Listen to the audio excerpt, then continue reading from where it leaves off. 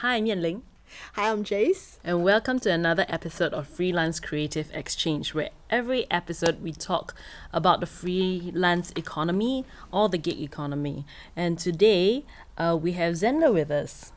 Yes. Thank you for having me, guys. Thank you. No problem. Thank you for joining us, Zander. Thanks. So, for those of you probably would already have recognized him, but I still have to introduce our guest before I let him introduce himself. So, Zander, also known as the Singapore's first MasterChef winner, right? Who cooks from the heart. So he won Singapore Masterchef in 2018. That's right. Yeah, and after weeks of a lot of rounds, of competing with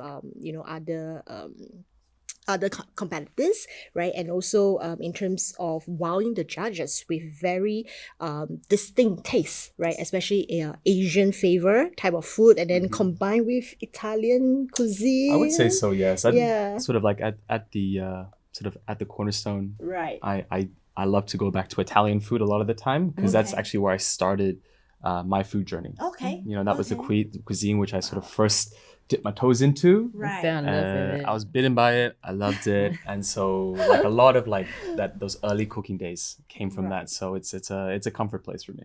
Great. Yeah. So maybe since we're on here, maybe I'll let you introduce yourself a bit, and then how you actually found your passion in Italian cuisine. Okay.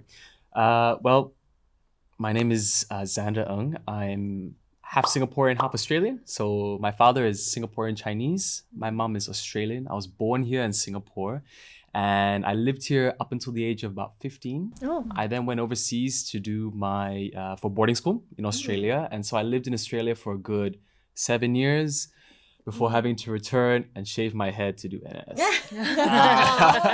So that's your moment of I want to be man. Correct. So I had all this freedom in Australia at one point. At university, I turned 21, felt good. And then I had to come back, shave my head, and go to PMT, right? Live in Tekong for 2 months.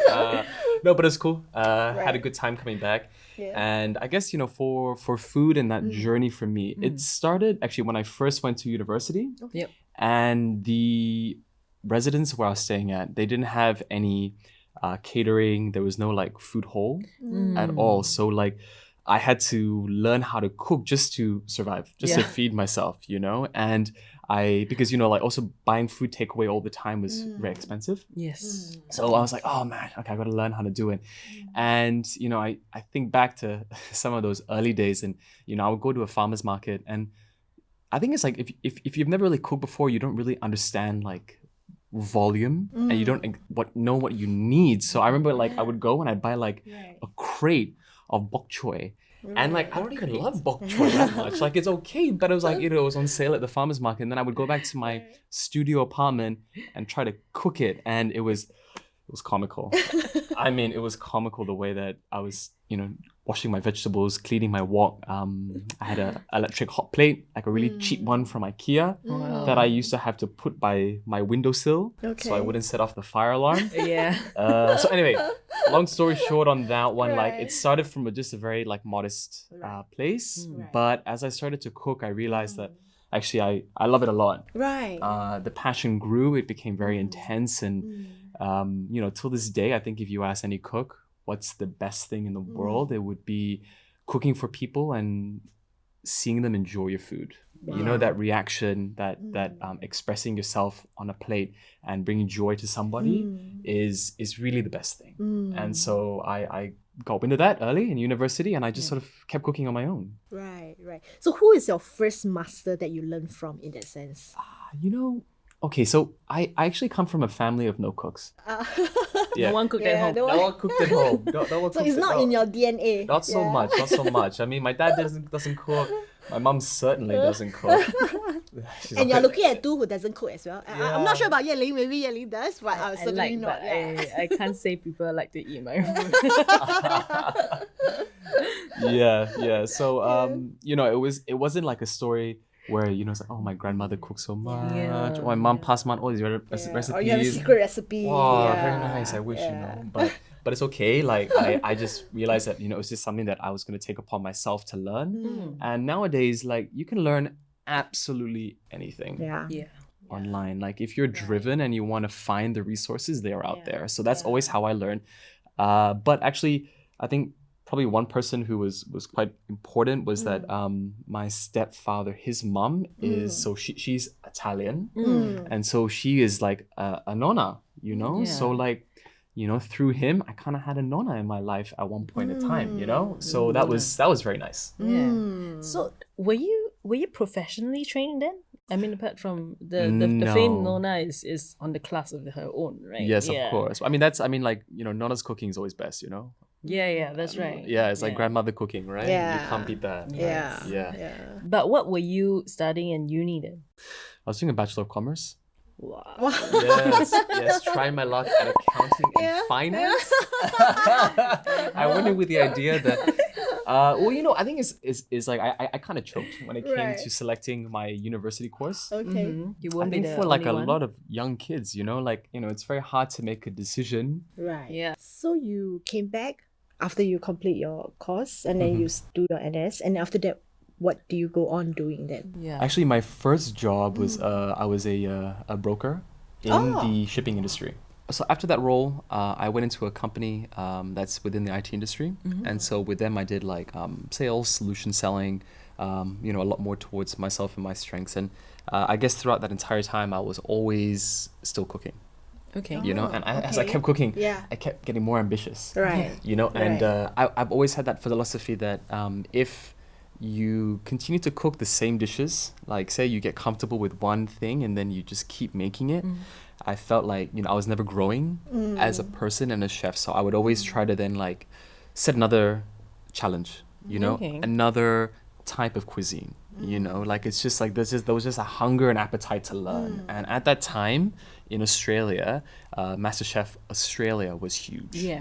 That's when it That's was huge, yeah. booming. So, you know, I would say from season 2 onwards in MasterChef Australia, like I was like always watching, Oh, okay. you know, and like it's a big deal over there. Like It they is, play it it is. like 5 days a week for Wow, really? months on end.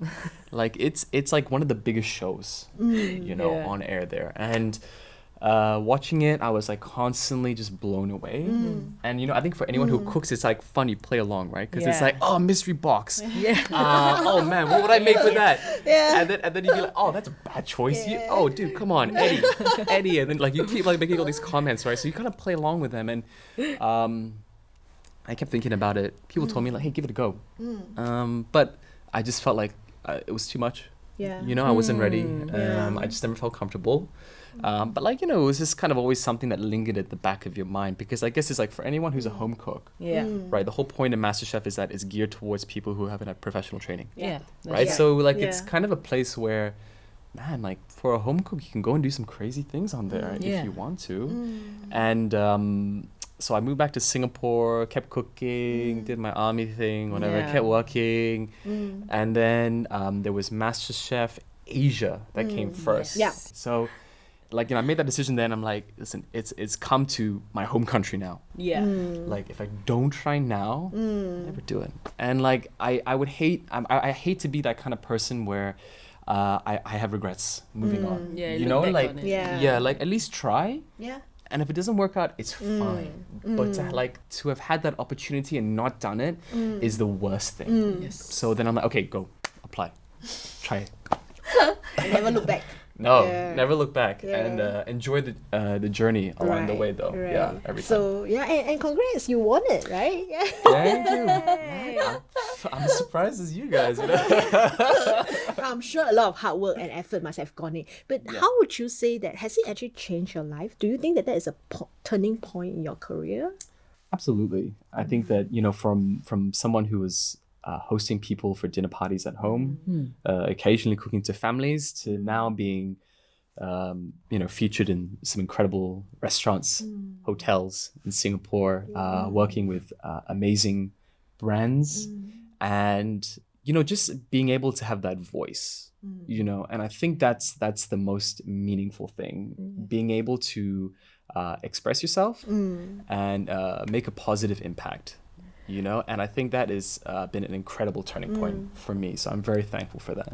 So, but what has the transition been like? Because it must be very different from what you were doing before you. It was so different, because it's like, you know, I was like completely corporate. Yeah. You know, so Yeah. like 8:30 to 6, Monday to Friday, I was Yeah. there. Yeah. And then the moment I leave work, I'm like, I Yeah. don't want to talk about work. Yeah. Yeah. I'm switching off. Yeah. And like weekends come, I'm like, I'm relaxing, I'm doing nothing. Yep. You know, so. Except cooking. Yeah, except cooking. Yeah. See, but at that time, cooking was my escape. Right. Yes. You know, it was that time to right. like Yeah. let go. Yeah. You know, it was very therapeutic. You know, I would listen to my music in the kitchen, have a beer with me, a glass of wine, whatever I'm having, just enjoy myself. No like 60-minute time limits on my cooking. You know, there's no clock that's freaking me out. And so yeah, no, that was the escape back then. So I think once I left that role, the transition was well, how do I structure my days?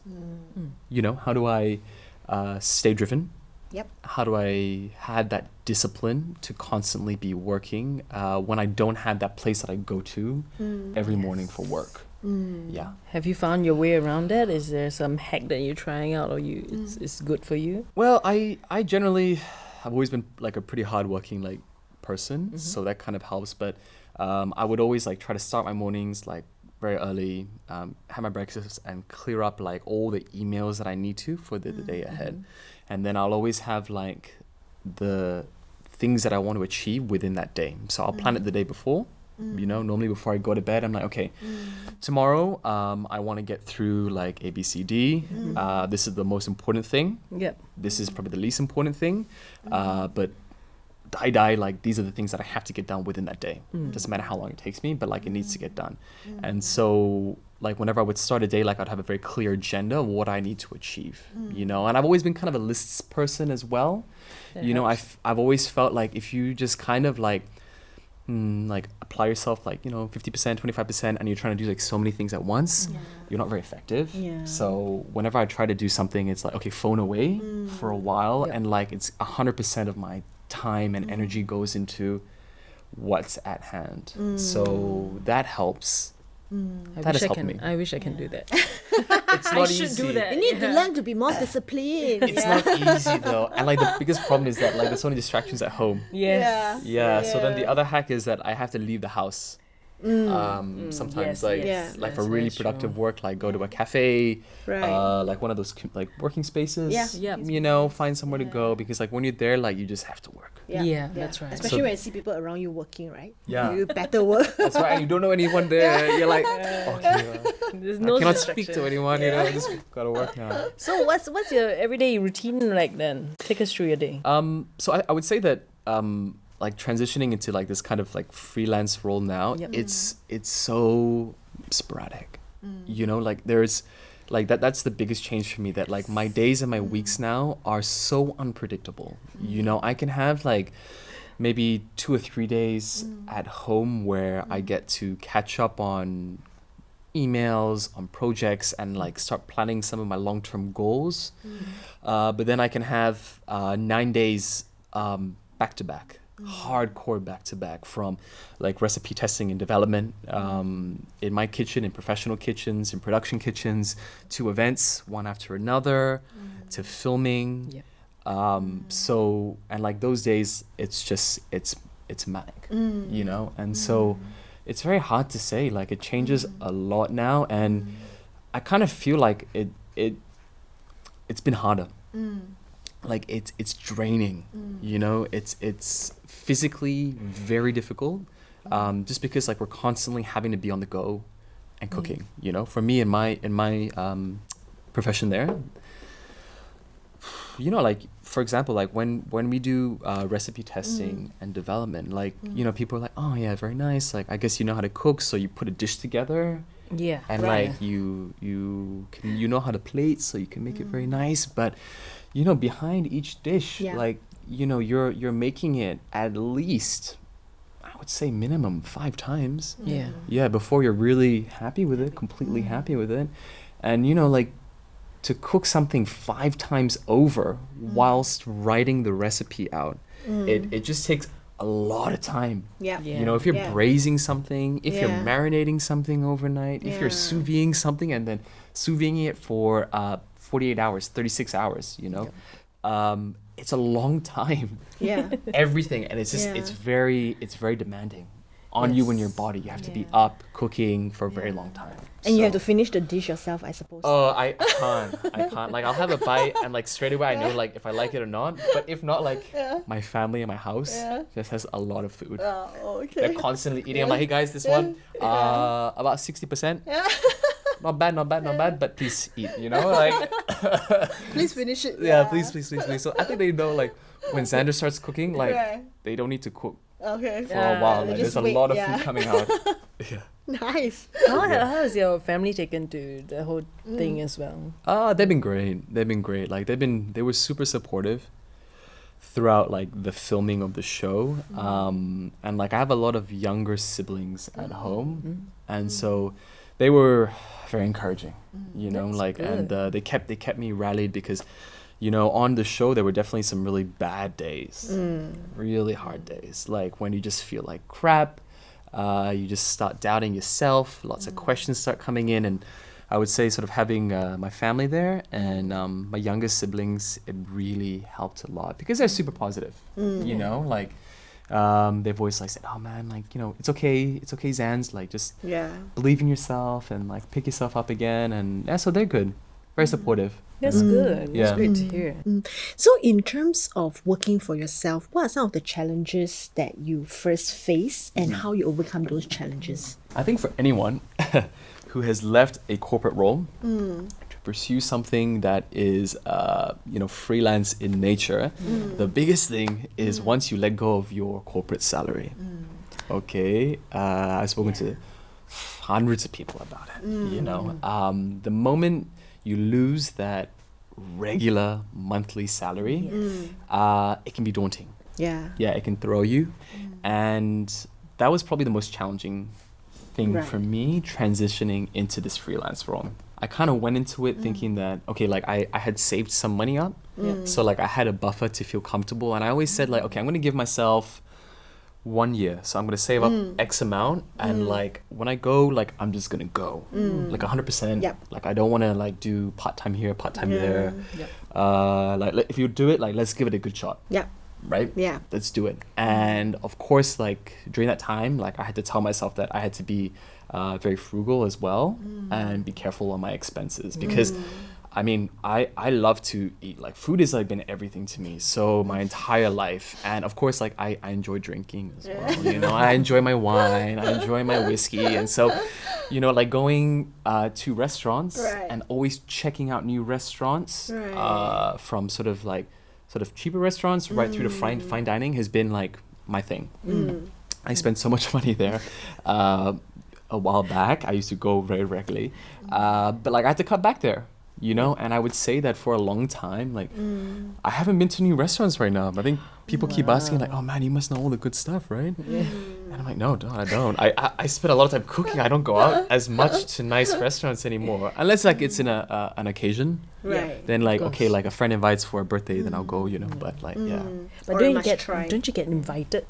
Sorry. I think that's what a lot of people think or, you know, ask, right? Don't you get invited down and try this? Once in a while. Once in a while I do, and that's very nice. That's like one of the best things for sure.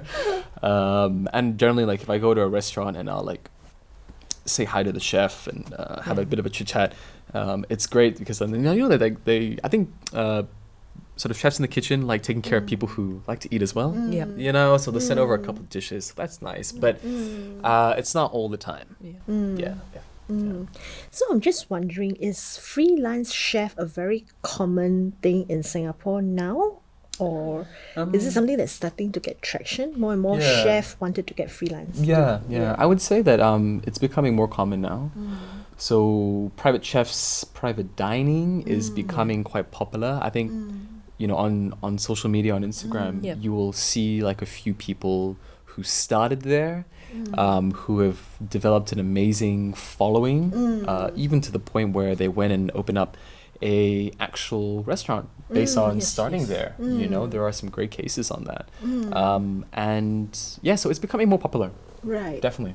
So it seems like social media has also helped some of the freelance chefs in terms of getting their breakthrough. How about yourself? Are you also trying to build your community, you know, in terms of the social media and things like that? I mean, social media is like, it's everything.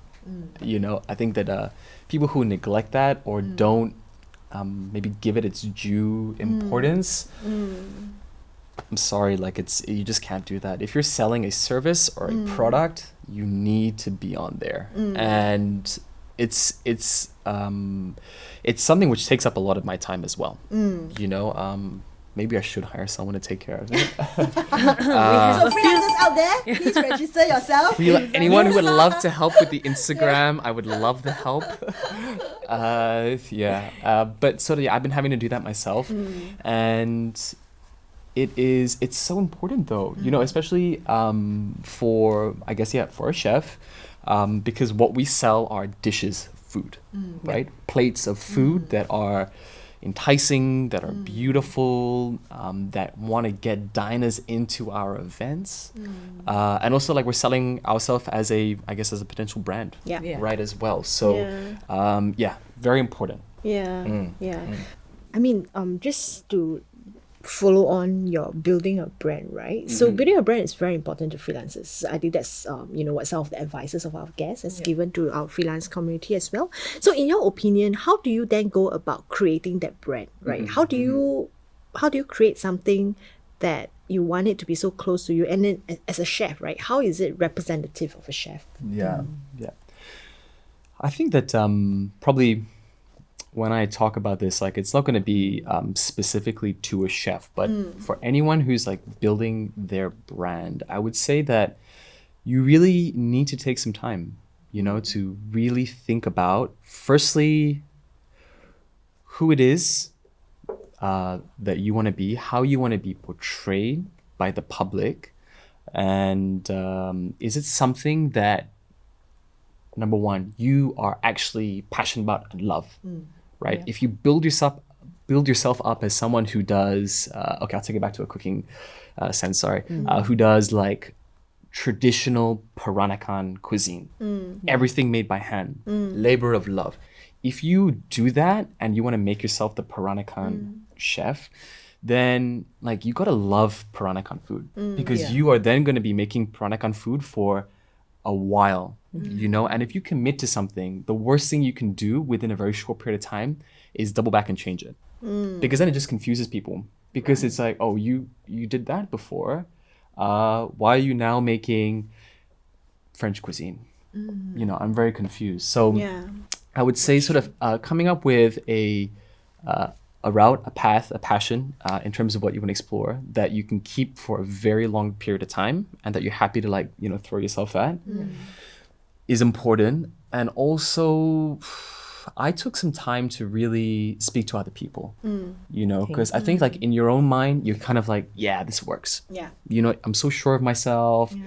Like, this sounds like a great idea. Like, I'm going to go for it. But actually, you really need to speak to a lot of people. And the more people you speak to, from different industries, from different backgrounds, levels of expertise, creative minds, corporate minds, generally not family members, because they can be a bit biased and skewed, okay? People who like just are not gonna like maybe like float your head like if it's not good, you know? You need hard truths, right, in that initial space. And like speaking to lots of people, it kind of helps to open your mind and maybe see like, actually, that's cool, but maybe you should do this, because I see like there's a space in the market now, right? Or there's like a demand for this right now, and I can kind of see you doing that better, right? So that's another important one.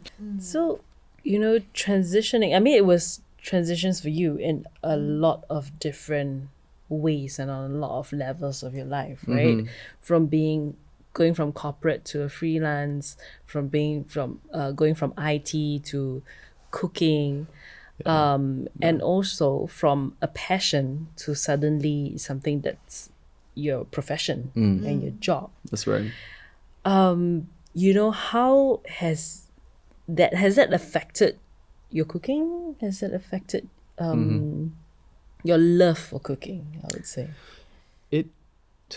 I think for anyone who makes their passion the job, I mean, it's going to change, right? You can say that it's not going to change, but the moment it's like what you do every day, and it's what I guess is what pays the bills, it's going to change slightly. Yeah. You know, definitely my cooking has had to change and adapt along the way. I would say that, you know, where I was a year ago compared to now is like vastly different. You know, like I've had to really raise the game a lot more. And that's another interesting one though, because like, you know, after everything happened with MasterChef, right? Yeah. Like there was this like finale, and then like announcements were made and like whatnot. I think like the understanding or the expectation when restaurants and hotels would bring me in, or I would do a demo or workshop, is that like I know everything. Yeah. Yeah, the master Right, chef. like you have to know everything. Yeah. And so it was a lot of pressure A lot of expectations. in those early months. Like honestly, like there were nights when like I was having sleepless nights, like up until the end of 2018, end of last year, beginning of like this year, there was so much pressure because like you had to perform. Yes. You couldn't not perform. And yeah, so that was that was one thing. But then again, so yeah, anyway, I've come a long way since then. It's good. I now know how to say no to events. You know, there's certain things I can do and I can't do, I don't want to do. I realize that I work best when I don't cram my schedule too much. You know, I need to be able to give myself entirely to a project or to an event, pop up, whatever it may be, without the pressure of having to worry about, okay, in like 2 days I have to do it all over again. Yeah. You know, so like I try to plan my time a little bit better. Yep. Yeah. But on it being your source of income right now, Yeah. you know, Yeah. like did you see yourself earning money from cooking basically? And then who was your first paying client? How do you see yourself growing in this? Because I don't think it was in your plan, right? It was sort of something that happened. So Yeah. how do you go about planning that? Like, who was your first paying customer? Yeah, so okay, it was never planned that I would go down this route. Yeah. Definitely not. My first paying customer, okay, so I was quite fortunate in the respect that, I mean, coming off the end of MasterChef season 1, there was a really great demand, you know, for me to come in and do things, which was great. So like that kind of initial time like kept me going. You know, I had lots of things coming in. And like I was doing some work as well with our main sponsors, our direct sponsors at the time. So like, you know, I was doing stuff with Arison, I was doing stuff with cold storage. Like I had like all these like sort of like obligations as well, you know, that I had to fulfill back to the show. So I did those. Probably. So okay, I'm not gonna really count those as first paying customers because I kind of felt like they were gonna happen anyway. Yeah. You know, that's kind of the way I look at that point in time. But first paying customers, it was probably like collaborations with the restaurants, and then doing like a profit share from earnings on what was made, you know, during that pop-up, and then some other brand work as well.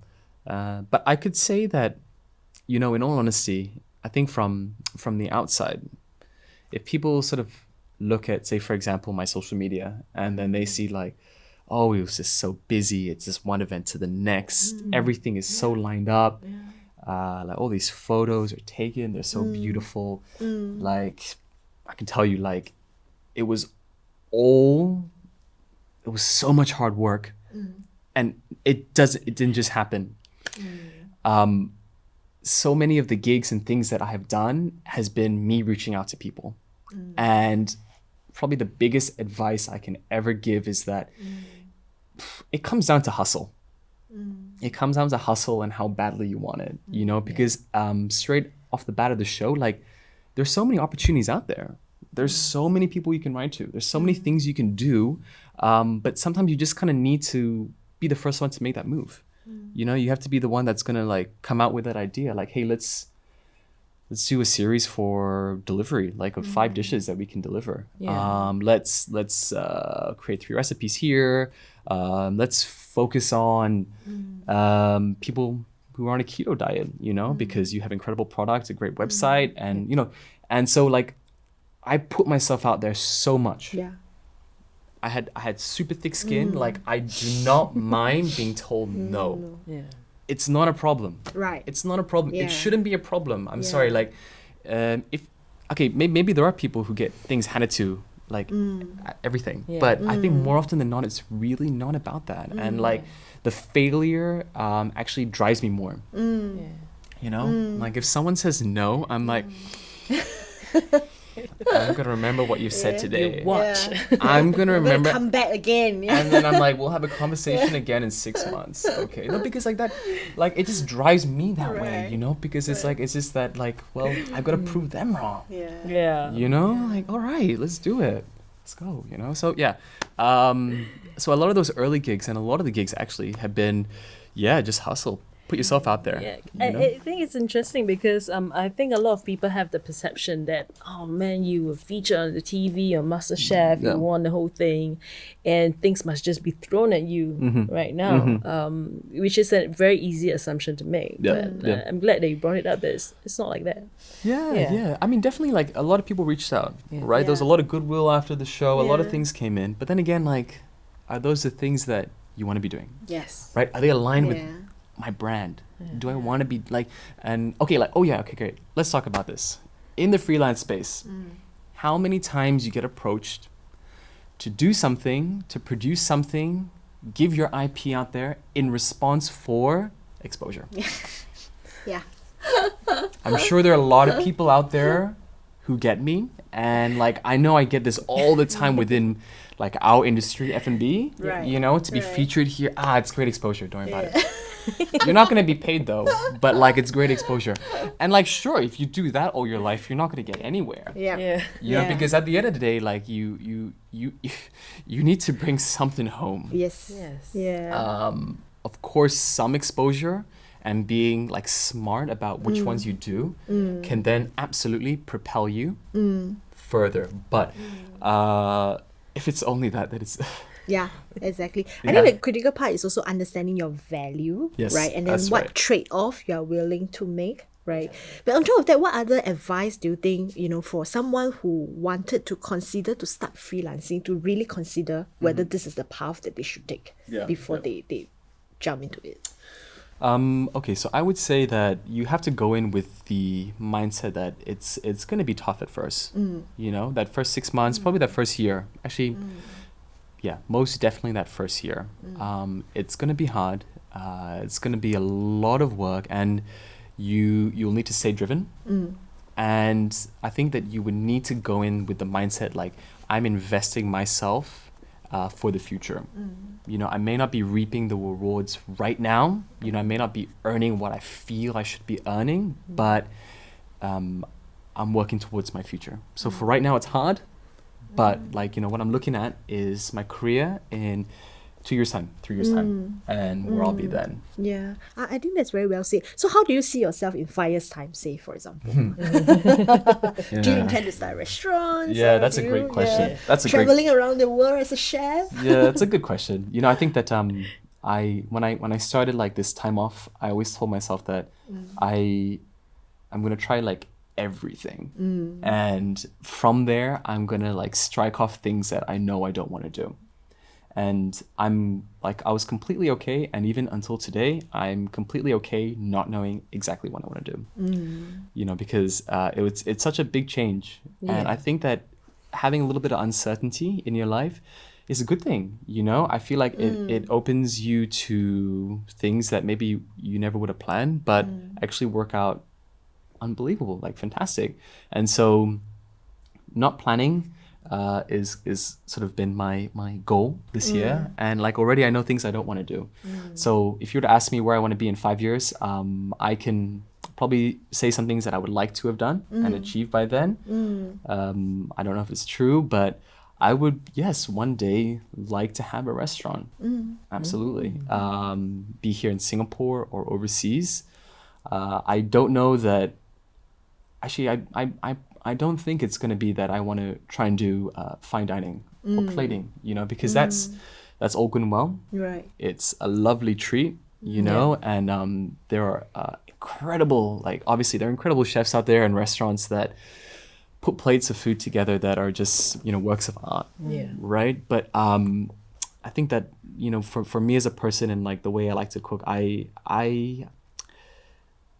like simple stuff. I like simple food. I love great ingredients, and I just don't like too much fussy stuff. Yeah. Once in a while. Like I understand that a lot of the dishes that I'm doing now, for certain events, like I need to like amp it up. Yeah.